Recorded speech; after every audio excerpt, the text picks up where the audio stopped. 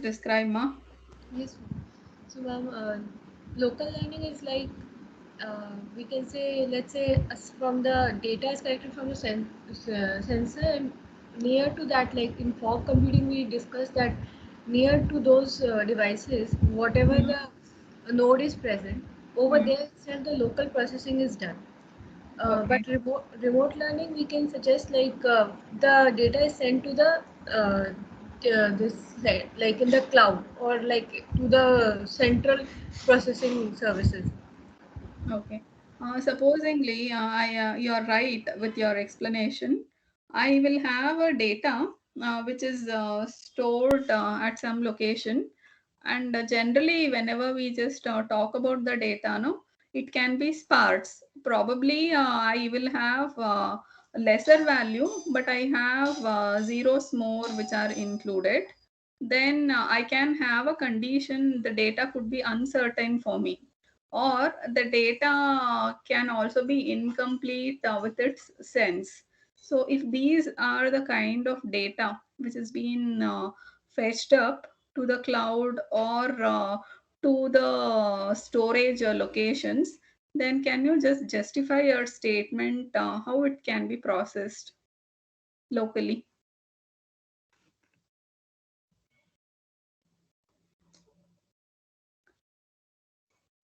There are aspects which I gave as sparse, uncertain, and incomplete data.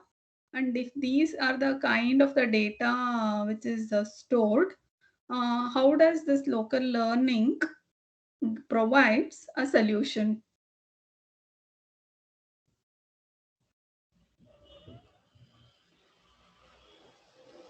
Can you just tell now, Meenakshi?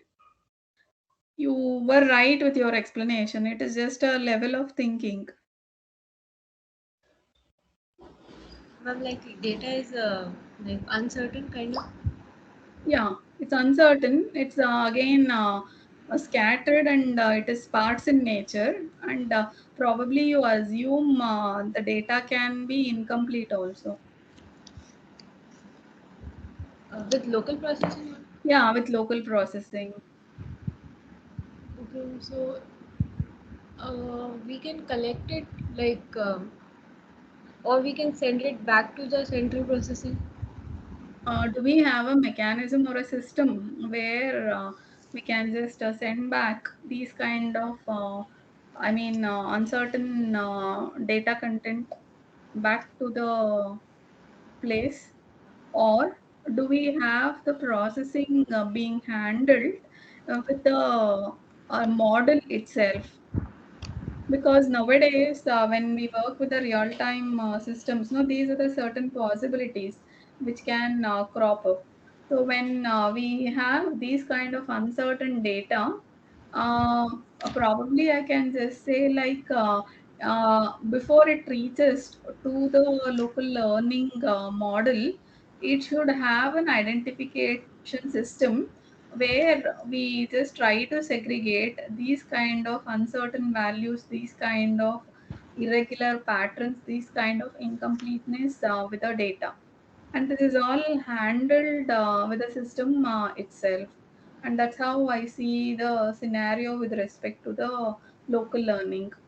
Moving further from that concept, there are yet a lot of future challenges what big data management is going to provide. And those kind of a challenges, we say it can have a challenge involved with distributed computing. It can have a challenge coming from analytics architecture. It can hold a challenge which can say about the statistical significance. It can also have a challenge when we visualize or we have a visualization pattern, and that visualization is not conveying the right information to the system. There also I can see the scope called as a challenge. We can have one more challenge as hidden big data. So, what we generally observe with an hidden big data is larger quantities of useful information or useful data will be getting lost since there is the involvement with a newly added data to the databases, and the system will have the way in which the data could be tagged, data could be even analyzed. But however, we can also try to see there when we are extracting the meaningful information to analyze the data, potentially I can land up with the hiding of the previous data content. That again goes with not analyzing phase, and that's one more challenge which can be observed with respect to the big data. So moving further, the next type of a learning which we saw was a remote learning, and we observed with the remote learning, the data is collected and sent to the central computing unit, where it takes the processing mechanism. Then we had the concept where it applies for both machine learning along with the big data, along with the interfacing carried out with an Internet of Things, covering the four important domains. Those domains which I just quoted with the related examples was monitoring, the behavioral control, operation optimization, self-healing, and self-optimizing. And what we know about the monitoring is pretty simple. Monitoring basically allows the system to capture, or the system to monitor with the help of smarter objects, the entire environment, what it is relating, and how are they operating with the system. And the monitoring again tries to give one better understandability in terms of conditions, in terms of operations which are carried out. And the data which is processed inside the local or inside the remote learning processes would be giving the capability of referring some of the external conditions, and those external condition which affects the overall system can come from a lot of places. It can be the temperature, it can be the humidity, or it can be the presence of carbon dioxide, or it can be maybe the pressure of a pump, and so on. These are some of the the examples which is relating to various kinds of applications. Moving further from this discussion, we also saw the necessity or a need for behavior control. And here, the behavior control will be working in parallel with the monitoring phase.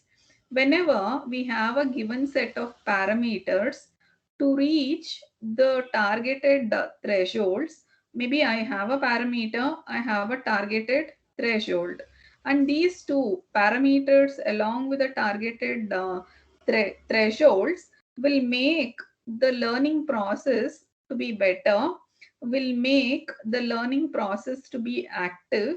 And if I observe any deviation from these two parameters, that's a setting of a parameter along with a targeted threshold, then there is going to be a deviation, or then there is going to be an mean value which we are calculating from the deviation to generate a necessary alarm which is given through the process. To understand this, just I had quoted, there is one kind of example which will allow us to turn on the robotic arm, reduce the oil pressure, maintain the flow of fresh air in the mine tunnel, and so on. These are the real time example. And for these real time examples, I need to trigger, or I need to provide a phase where I am setting my parameters. Also, I am trying to set some of the threshold values for these various types of applications which are listed.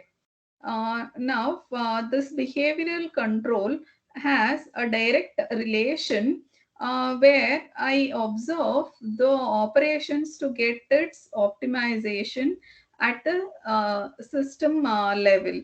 And behavioral control always aims at taking a corrective action based on the key thresholds being provided.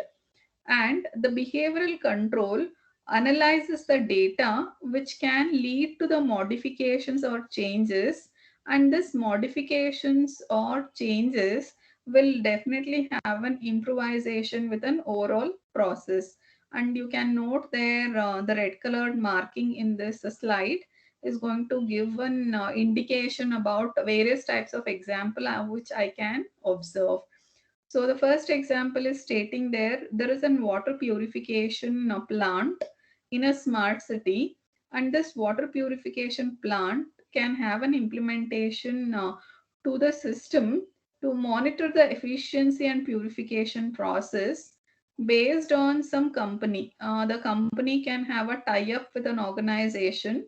I can take up here, there are two companies, A and B, and what is this A company is providing to this water purification plant, and what's that the B company may provide for a water purification plant when it's going to have an implementation.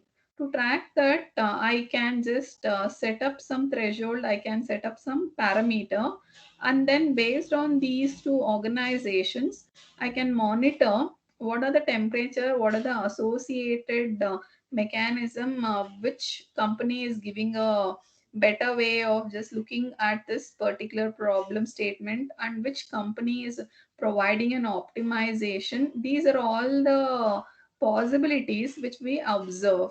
And if company B is giving good corrective measurements, we just go with an option or opting for an company B. That's how we just try to have an operations optimization being observed. And we have to operate with this optimization processes. The neural networks will combine the multiple units into several layers, and it will give an estimation which is best suited and which I can opt for. And this kind of opting always I can relate as an intelligence. And the smart intelligence will aim at helping the plant to reduce the consumption of chemicals, and it will also aim at reducing the purification factors with improvisation with an efficiency level. Those are the two examples which I can relate it for an operation optimization. As a whole, I can say like the operation optimization always has a behavioral control to be identified with the different machine learning capability and its actions. And here the operation optimization will trigger with an improvisation with respect to the efficiency factors. Moving further, we had the last one referred as self-healing and self-optimizations. So this is one among the best suited aspect with regard to the deep learning and the factors involved with an improvements of learning mechanisms. And we all know the machine learning based monitoring will trigger the modifications or changes with respect to the operations optimization. And there could be an integration of the system, what I call it as a dynamically programmed system, to monitor and to combine various factors, and it in turn should provide automatically the implementation processes. And if this is the condition, then I call it as an self healing and self optimization. And quickly to understand here, we had learned the system becomes self learning and self optimizing over a period of time based on a lot of modification which is adapted to the system. And healing is a term which will have the diagnosis also being automated. We had taken up some example with respect to the weather sensor, where we are trying to just provide the information about the local pollution level, to identify and to just have an analysis pattern for this local pollution level at some area or some city. Probably I'll just have in my system the weather sensor, and this weather sensor will be automatically involved with an IoT system, which will take corrective actions, which will also convey what are the failure rates. It will also convey how do I slow down the processes, how do I slow down the operations, how do I make a modification within a machine's movement, and so on.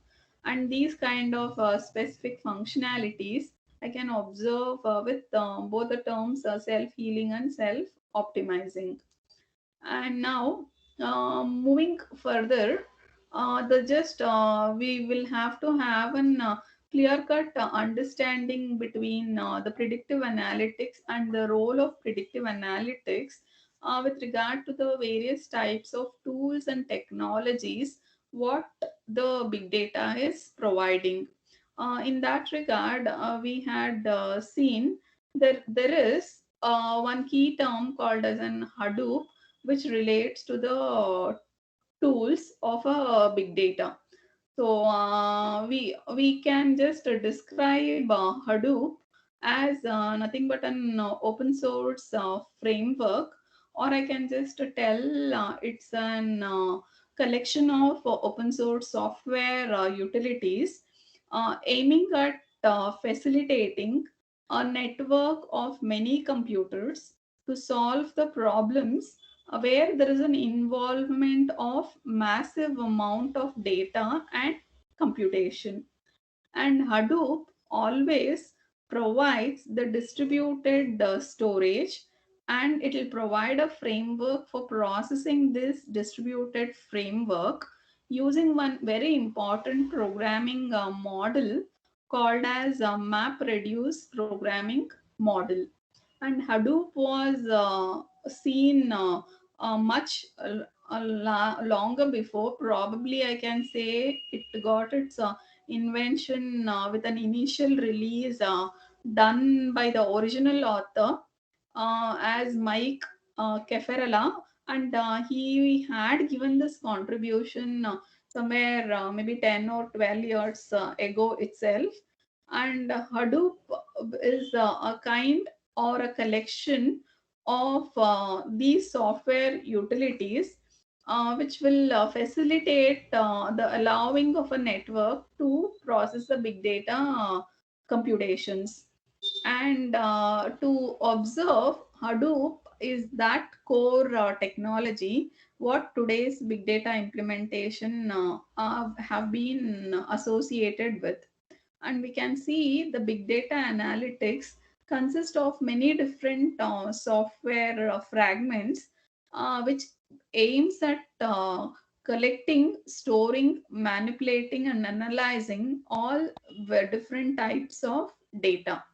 And we can also observe the analytics always focuses on better understanding about the landscape by defining what this big data is providing as a data set to the programmers, and what are the types of associated volumes which are found with the big data.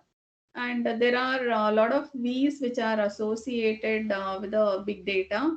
And to have these V's, we are in this slide it's only three V's, but actually, in reality, if I just observe what are these V's, it's not limited to three, it's beyond three.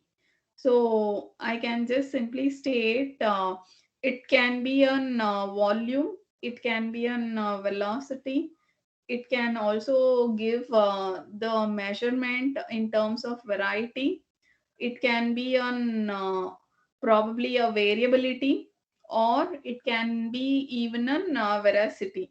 So here, the volume, what it is relating is too simple. We all know the organizations collect data from a variety of sources. Maybe the data can come from a business transaction, data can come from a smart IoT devices, data can come from the industrial equipment, the data can come from a video, or data can come from a social media, and so on. When we have data being obtained from these multiple sources, storing of these kind of heterogeneous data will be a crucial problem. And nowadays, what we have is the storage is very cheaper, and storage we can do it on multiple platforms. Like I can take up a data lake for storing a data if I have massive amount of data with my system. And we know like Hadoop have eased these kind of storages, and it has eased with the burden what an organization was facing, and that got an necessity of an open source framework, which I call it as an Hadoop. The next factor, which generally I just take, is velocity. To understand the velocity, I always look from a business point of view. And you all know when there is a growth with respect to the internet, there will be a growth with respect to the Internet of Things, and we will be getting this data streams being passed to the businesses at a very faster pace. That means I can use technically, I have an unprecedented speed through which the data will be passing to the middle processes. And these data, which is passing at a very faster space, would be handled in a timely manner. To handle these kind of data in a accurate way and in a right timely manner, we have the involvement of RFID tags, we also have sensors, we have smart meters, we have something called as smart valuable meters for driving, and so on. And now these are the kind of devices which will convey the system to capture or measure the velocity which can come up with a system. Moving further, the third type of a V which we observe with the big data is variety. And data comes in all the formats. Data could be structured, data could be numeric, or data could be unstructured, or data could be something relating to the video or an audio, or the data could be the stock ticker data, or it could come from a financial transactions, and so on. So as you observe, we have a lot of varieties involved with the data content. It becomes a challenge for the IoT environment to consider which among the dimensions, which among the type of a format I need to fix up for my application. To address that, again, there are certain organization where they provide the tools, and using those tools we can quickly analyze, we can just take up on corrective decisions based on the actual predictions.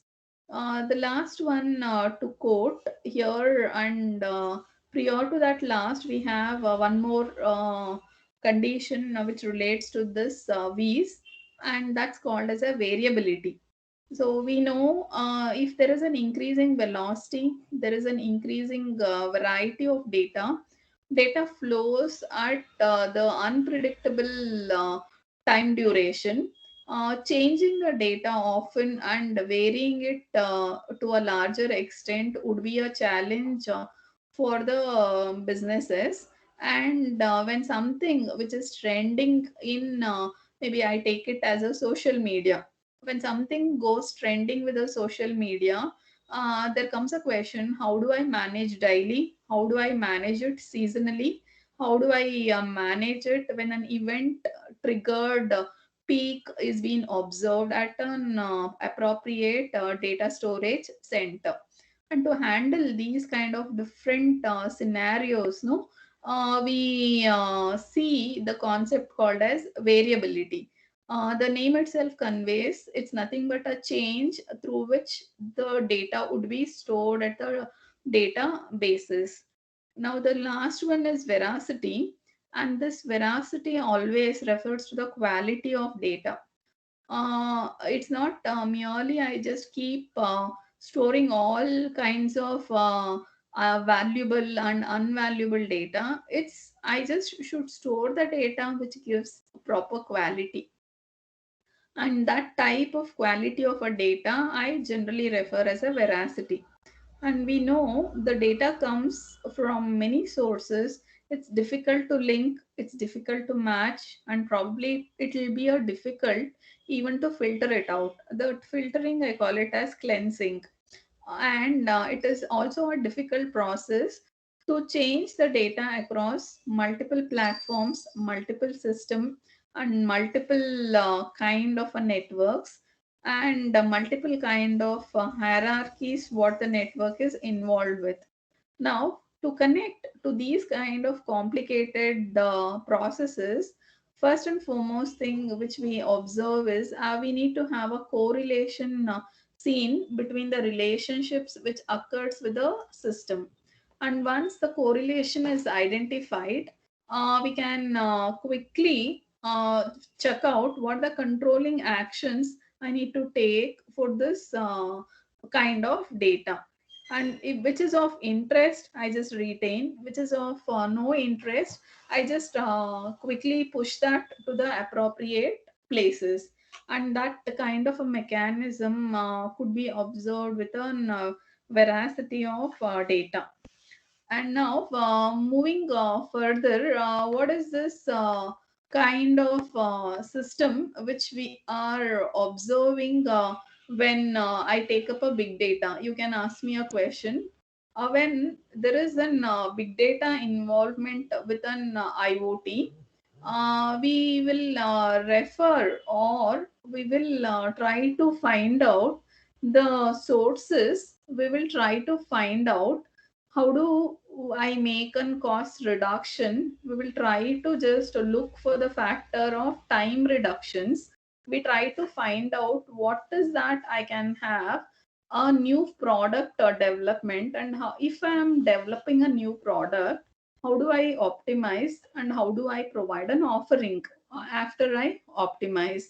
And when we are combining the big data with these kind of high powered analytics processes, we the business related tasks will definitely have the major challenge. And big data in today's world is definitely a challenge. And to have a dive deeper insight to obtain what is that a system I need to observe, or what is that kind of a data warehouse I need to just use for my organization. It all depends on the way we observe the technology. And there are a lot of improvements even with the technology. And one among the improvement I can call there is data ingest. And this data ingest is nothing but that kind of a layer which connects the data sources to the data storage. Maybe it is a layer which helps in pre-processing. It's a layer which will help in validating, extracting, storing the data temporarily for some means. And it is the data which will have the involvement with several patterns, And this kind of multi-source ingestion connects the multiple data sources to the multiple systems. And here, the pattern which is involved with this multi-source ingestion will be generally implemented using a batch system or a real-time system. And there are a lot of industrial automation and control systems which are fed with the data into several database types. It will be fed with the relational databases and so on. To observe this technology, we have gotten a relationship which will be analyzing the data over a period of time. So now the next important discussion which I felt like we need to know is what are those technologies which is basically affecting the big data and its principles, and what are the technologies which we are using with the big data. So any answer here? What is this technology I'm talking, and what are the tools which are used with respect to the big data? Some of you would have worked with internships, so you may have used it. The popular tools which people are using today, and how do we relate these popular tools? Can anyone just list out if you have come across? Hadoop. One is Hadoop, what is given in the class. You have in your syllabus. Have you come across with Apache Spark? Yes, ma'am. There may be the Tableau. We have a data Tableau, no? It's all about the UI, which gives a better look and feel, and it is all about the buttons which will be adapted, and how do we connect to the network, and how do I have an organization which provides the basic flow called as look and feel. That is all the tools which will have interfaced with the big data. To quickly just give some of the tools, I can just list out starting from Apache Hadoop. There can be a Spark, there can be a Tableau, even it could be a MongoDB, it could be an MapReduce, which I see. Cassandra, you have heard about the Apache Cassandra, that could be one. We can see Hive, we can also have Rapid Miner, we can have the cloud era, that's making use of a concept called as a NIME. And when we have deeper insights for restricted to some organization level, we can get this storage done in an effective way, optimization all carried out using SAS. You may have come across, and these are few of the things which is observed with this tools as I observe with the big data. Now, what are those technologies which relates to this big data is a next important discussion which we can take up. What's the technology, and how this technology is providing solution to these actual applications, making use of some tools? That's an important question which needs to be observed. So, whenever I am trying to carry out some kind of decisions, there are various types of big data analytics tools, and each of these type of big data analytics tools is not restricted to the one phase. We have multiple phases when we are carrying out the data collection. So I have some tools which relates to the data collection process. I have some tools which will help me out for storage. I have some tools which will give me a framework identification. There are some tools which will be helping the system to filter. There are some tools which can provide extraction. There may be some tools which are available for data cleaning and data validation and so on. So like this, based on each and every processes, there are involvement of the tools. And if I am just taking up the data collection tools, let me say I have one majorly seen SAS, and we know like the SAS is nothing but the organization through which I can try to find out the sentiment analysis. I can have the automatic involvement of extraction towards the sentiments given by the programmers, and the sentiment analysis, which is again a product from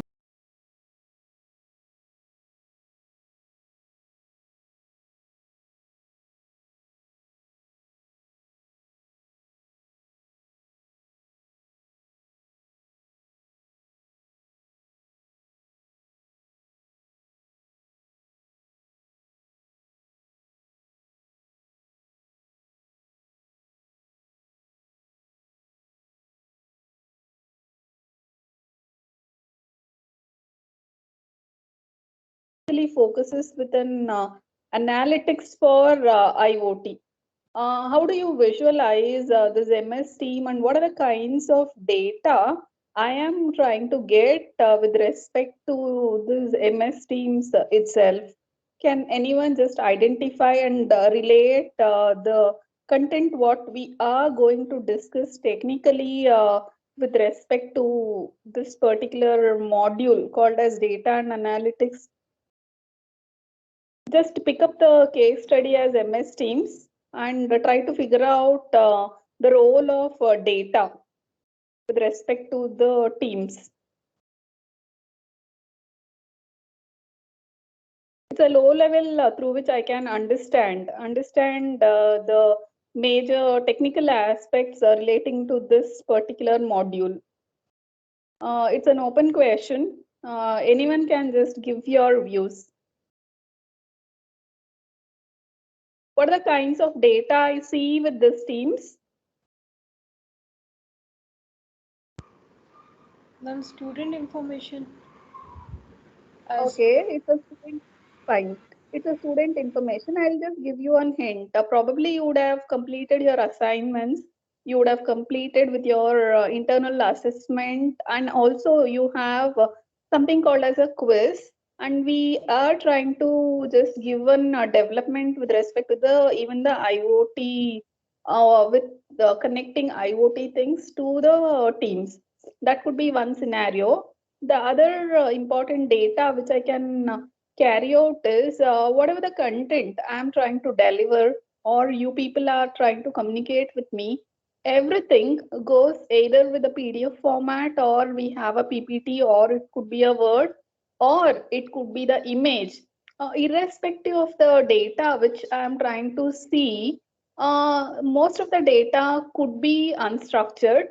And the first and foremost thing, if I wanted to gain some insights or I wanted to just conclude with a query statement, how this entire teams is giving me the analytics, which student has submitted assignment, which student has kept pending, and what's the delay or a duration the student is going to submit.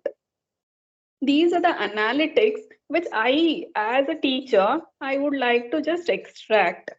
And for me, the data comes with an unstructured format. And here, whenever I try to take up the analytics, the first and foremost thing is I as a programmer, I need to just figure out what is this data, whether the data is having a large content with it or it is having a small bulk of information, or the data could be exported to some other meaningful formats, or the data can be associated with the real time information, because whenever we just try to see the role of data, the important stuff with our IoT is I connect with sensor, there'll be an actuator, there will be something called as a server. There is a client who is accessing the database, the client who is looking for information from the server. The client wants to generate the report. The client wants to have an update with a weekly report, or it could be the monthly or on the day-to-day basis. These are the most commonly operated functionalities what the client will be working across. Now, to extract these kind of valuable information, the point which we are addressing here in this module is the tools which relates to the analytics, the technology which relates to this analytics. And we all know now we are connected with an era called as a big data era, where the data will be very much larger, meaning to say, I will be having the fetching of large voluminous data content from the real-time application to the respective devices. Then I also see there the scope of extracting the voluminous information, extracting the information with a lesser time, and extracting the information with different kinds of format. These are the common challenges what the analytics has to go across. Now, in this module, we also see these kind of challenges, how it is met, and what are those big data analytics tools and technology. And the technologies which we talk today could be on Hadoop, or it's all the a few years back we have worked with these technologies, and now we have got still more latest inventions which relates to this big data analytics. So it could be the Hadoop or NoSQL, or it could be MapReduce, or it could be MPP. And this section basically applies those kind of informations, and it's going to have an involvement done with our understanding. And also it focuses on the very important concept called as edge streaming analytics. So these are the contents which this chapter will be discussing. Also, we relate when we are connecting across the network with the real-time applications, and that too with an Internet of Things. There is an involvement of the mediator, which I call as network. And network also should provide some analytics. So that's a conclusion in this chapter. That's in this module.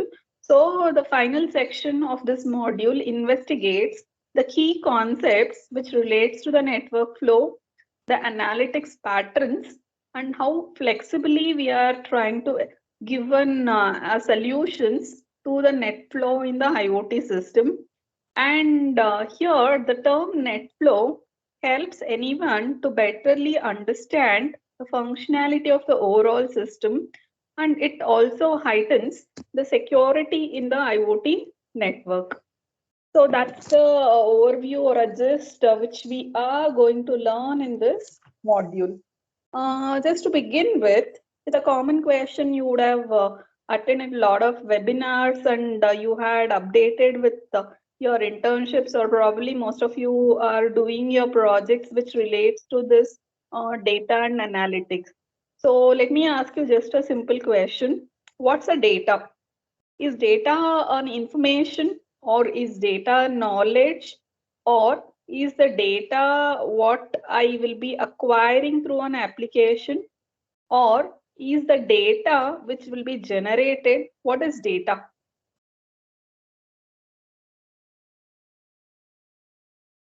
Quick answer.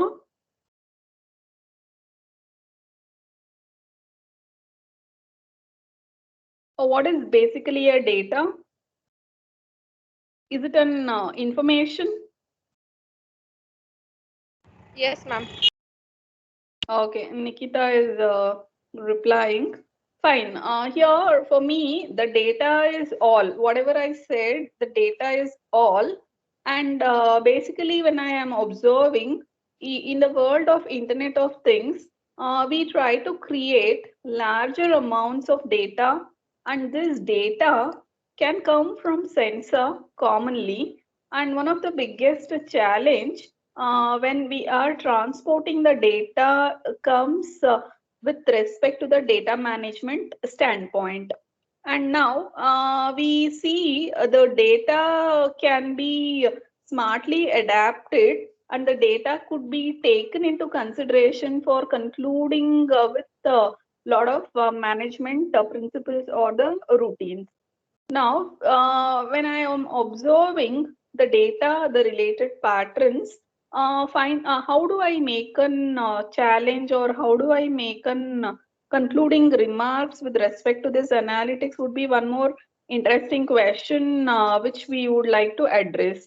And we all know nowadays with our modern days, we are having lots of sensors.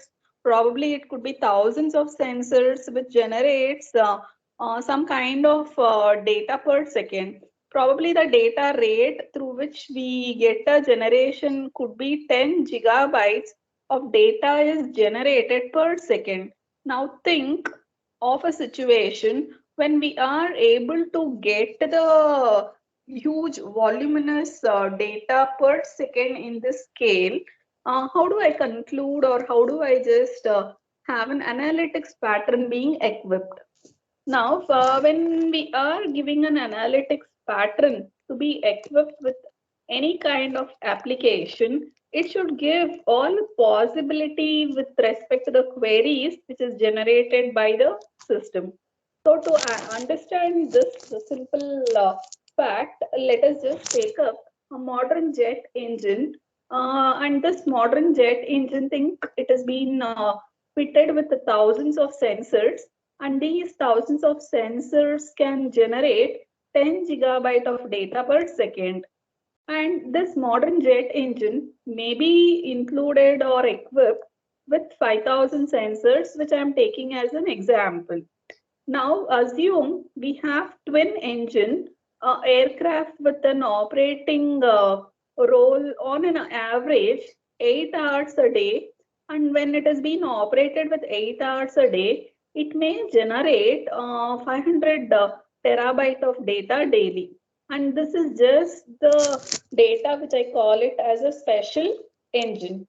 Now, the aircraft today has probably thousands of other sensors which are connected to the airframe and a system. And here we can observe there may be a single wing with modern jet equipped with 10,000 sensors.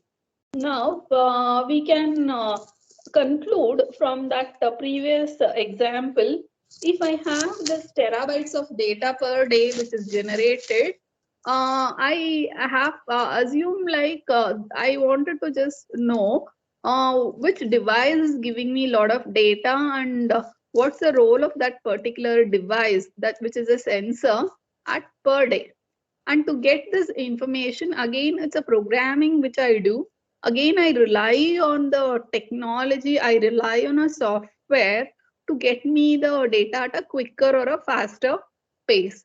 Now, in this module, we also see which tool, which technology I can adapt to my system to extract this meaningful information. Now, moving further, our data is having a special quality called as structured and unstructured. The simple answer through which I can observe the structured data here can come from the spreadsheets, or it could be any of the formats which I generally see as CSV, or I see it as an XLS format, or I see with the company standards.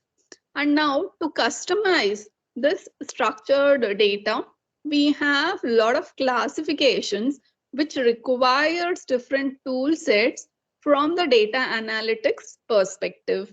Now you could observe in this diagram, there is a quick or a comparison between a structured data to that of an unstructured data. What you are observing with an unstructured data here is it will not conform to a model. Probably when I see structured, everything will be there with similarity, everything will look alike, and everything will go with one particular formatted content. Now, on the other hand, when I observe an unstructured data, it will not conform to a particular single model. Maybe it can have the data which could be seen with the textual format. It can have a data which could be seen with an image format, or it could be the video, or it could be the speech processing format. Each and every type of specification can be observed with this singular approach. Moving further from this unstructured and structured data, let us just try to see the example with respect to this format. So here with simple definition, I can say a structured data means that the data follows a model or a schema. And this in turn defines the data which could be represented or organized, meaning it will fit with a traditional or a relational database management system. And we all know in most of the cases, we find structured data in a simple tabular form.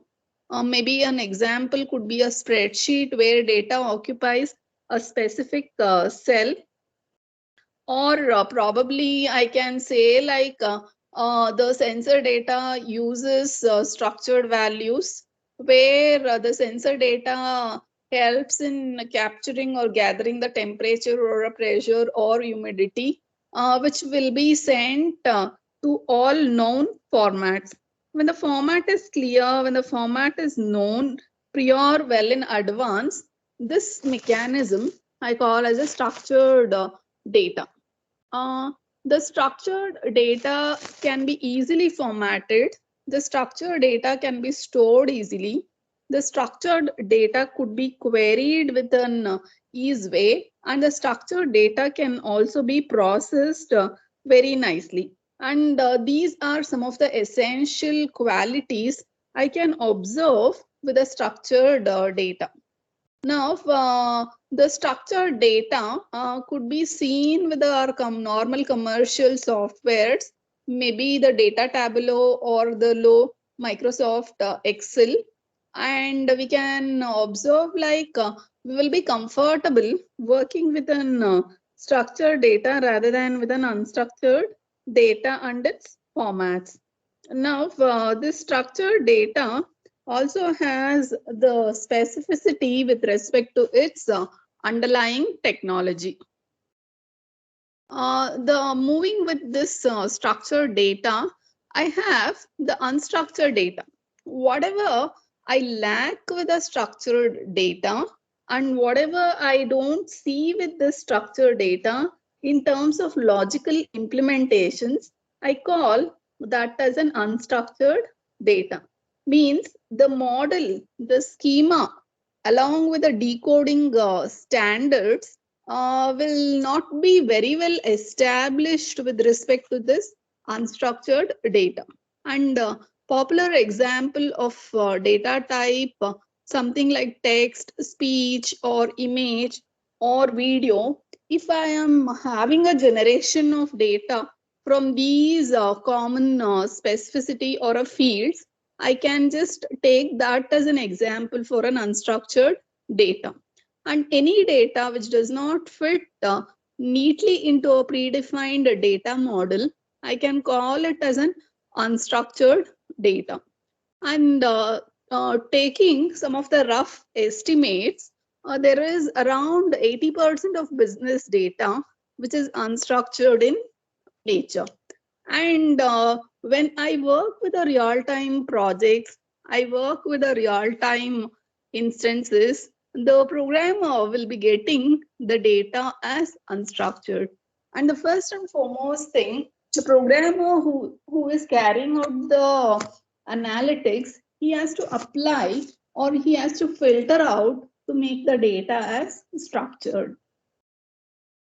The other related differences which I can observe from this structured along with an unstructured data is I can see like there are data analytics methods which could be applied to the unstructured data, something like an cognitive computing, machine learning, and so on. With the machine learning applications, I can just see the NLP which can be able to decode the speech. And for an image or a facial recognition applications, we can always aim at extracting the critical information which will be found with the still images. So to give an example of a still images which comes with an active format, images which will be available always, I can just say like it's a still images and the still videos. And we always see the smarter objects in an IoT network aims at generating both structured and an unstructured data. Moving further, what is this data which is found in motion versus the data at rest? Name itself is conveying a lot of information for us. Whenever I am connected to the network, the data inside the IoT networks can be either in a transit format. The word transit means data is available, data is dynamic, and data is in motion. Or the data could be holded, which is held, or the data could be stored, meaning to say it is static, it's been available offline, it's been found somewhere in the network, and it could be at halt. And this data, I call it as data at rest. To understand these two terms, let me just give an example. Data in motion includes the traditional client and server exchanges such as browsing, the file transfer, and email, and data which is saved into the hard drive, data which is stored in an array, data which is found with an USB drive, and data which is available with an hard drive with a storage array. Those are some of the examples which I can observe as data at rest. At the low level, I can observe USB drive. I found my valuable information inside the drive. Whenever it is required, I just plug in and I use the service. And now, from an IoT perspective, the data from the smarter objects is considered to be the data which is found in motion as it passes through the network via its final destination. And this is often processed at the edge using the fog computing. Now, moving with the next aspects or the points relating to this data and analytics with respect to motion versus data at rest. When the data is processed with the help of edge computing, it may be filtered or it may be deleted or it may be forwarded on further processing, and possibly the storage of the fog node or in the data center. The data does not come to rest at that edge. When the data arrives at the data center, it is possible to process it in the real time, just like at the edge, while it is still in motion. And tools with this sort of capability, such as Spark or Storm or Flink, are relatively nascent compared to the tools for analyzing the stored data. Now, data at rest in IoT networks can be typically found in IoT brokers or in some part of the storage array at the data center. Some of the tools, especially tools for structured data, tools for relational databases, tools which will be available from all the perspective, that type of tools, I call it as a myriad tools. And the best known for these tools would be an Hadoop. And now I can see there Hadoop is nothing but the data platform through which it helps with the data processing, but also helps in storing the data content. Now, IoT data analytics overview in this content, what we observe is the importance, the true and meaningful importance of IoT data from the smart object. It is only realized when the analysis of the data leads to actionable business intelligence and insights. And here I can observe the data analysis is typically broken down by the type of results, and these type of results are oftenly produced with the help of four important parameters, and those four important data analytics mechanism could be, it could be descriptive, diagnostic, predictive, or prescriptive. I just repeat, there are four types of data analysis results. They are descriptive, diagnostic, predictive, and prescriptive. You can just make a note here. With the descriptive, I will, let me ask a question there. If I say, like, in my application, I have a situation, something like what's happening, I can just call or relate this type of mechanism as a descriptive. Means all those kinds of functionalities, all those kinds of notifications through which I get the valuable information, something like what is really happening in my application, what is really happening to this particular data storage, or what is happening to the network. All those kinds of question mark which relates to what is happening, I can call it as a descriptive.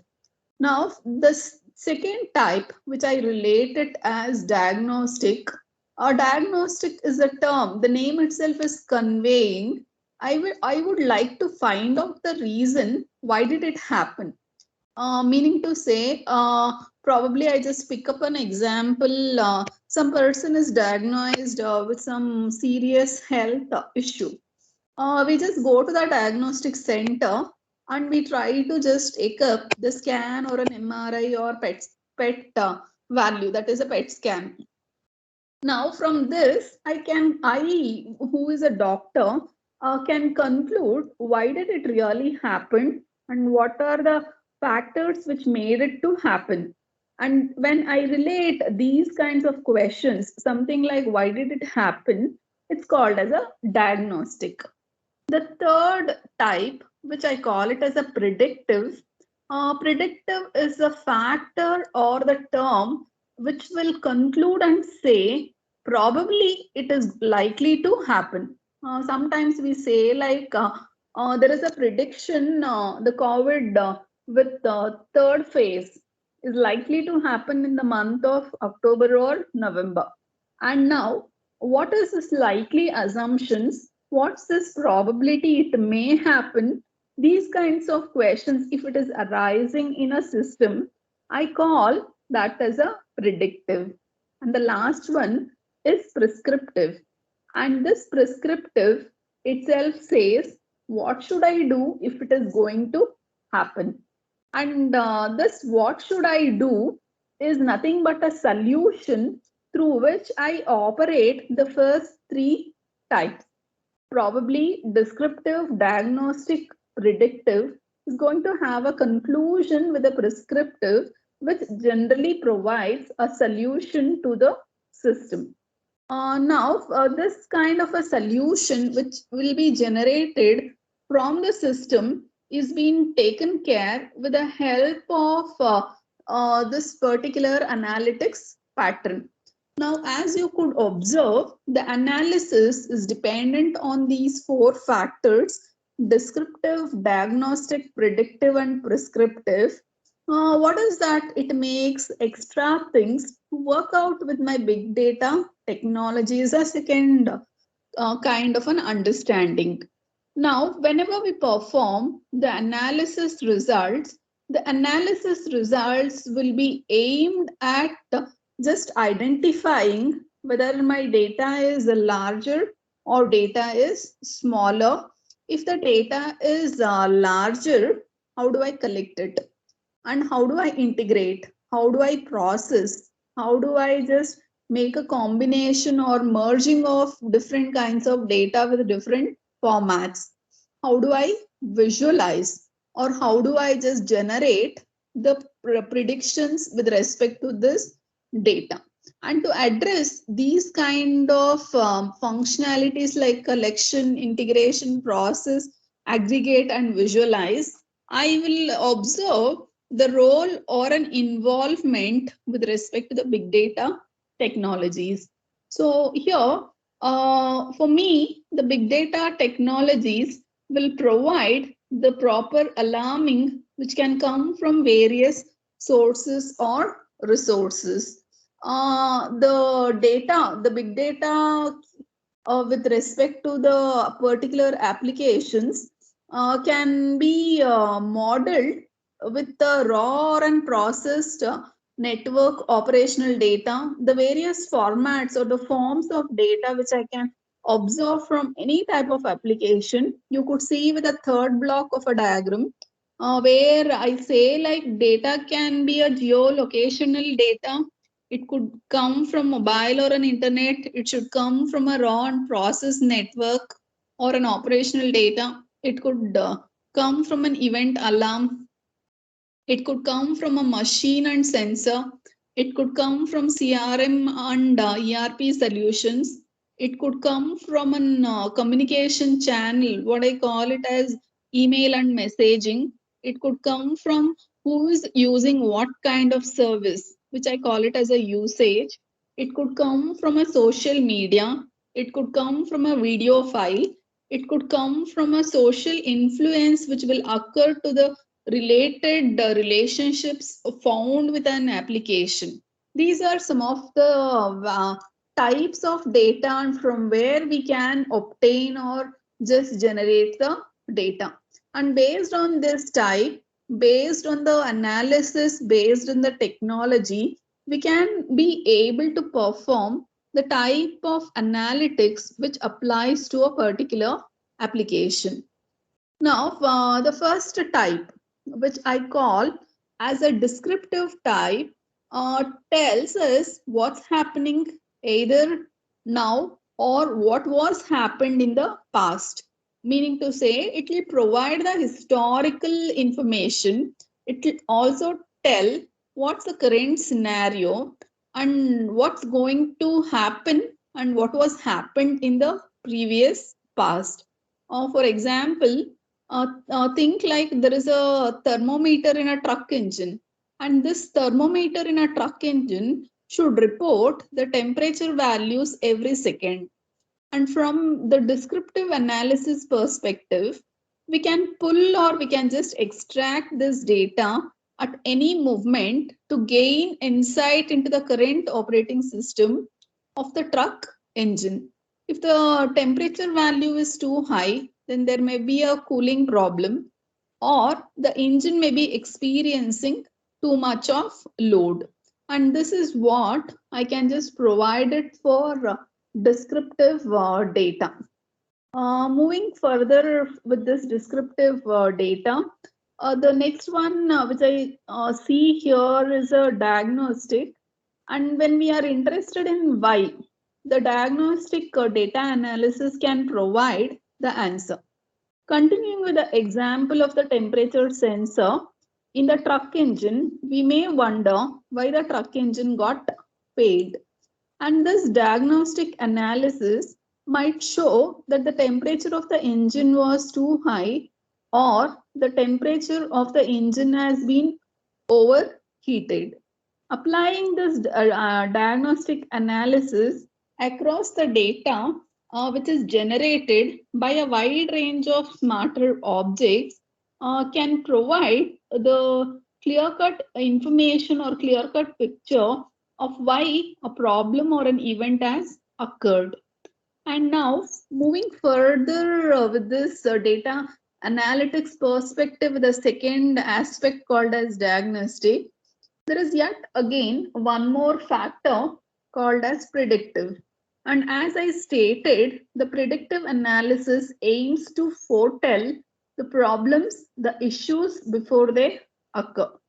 Meaning to say, for example, if the historical value of temperature for the truck engine or the predictive analysis could provide an estimate on the remaining lifetime of the certain components in the engine, it could be proactively replaced before the failure occurs.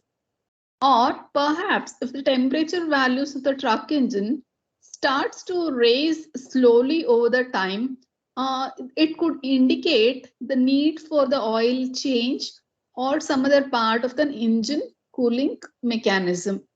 Now for the fourth type, which I called as prescriptive, gets a step beyond the predictive and recommends a lot of solutions for the upcoming problem. And the predictive analysis of the temperature data from the truck engine might calculate various alternatives to cost effective maintenance of the truck. And now installing a new cooling equipment on an engine or upgrading the leaves on a model with a powerful engine, that could be the solution which I can generate for the problem of temperature sensor. And that's the solution which we observe or which we see with respect to the prescriptive data. I'll just halt at this point of time. Tomorrow we'll just see the same related example with these four kinds of techniques commonly observed with the data analytics. Okay, just stay connected for few minutes. I'll have to call the attendance.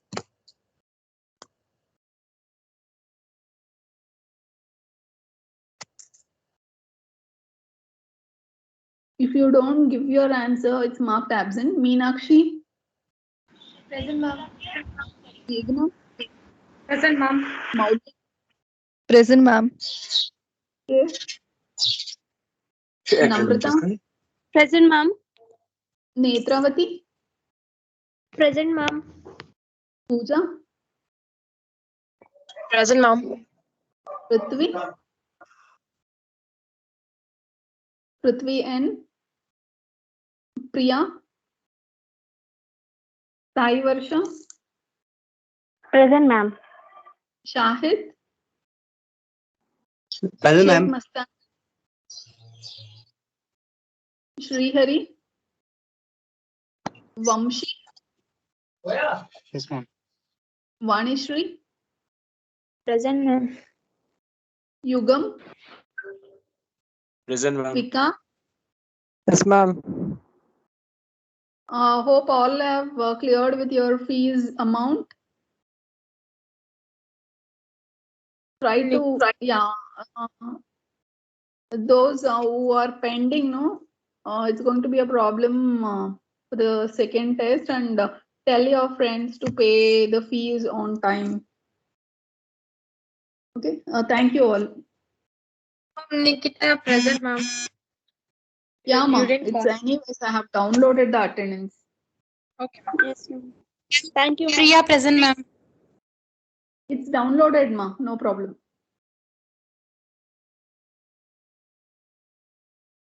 Yes, thank you all.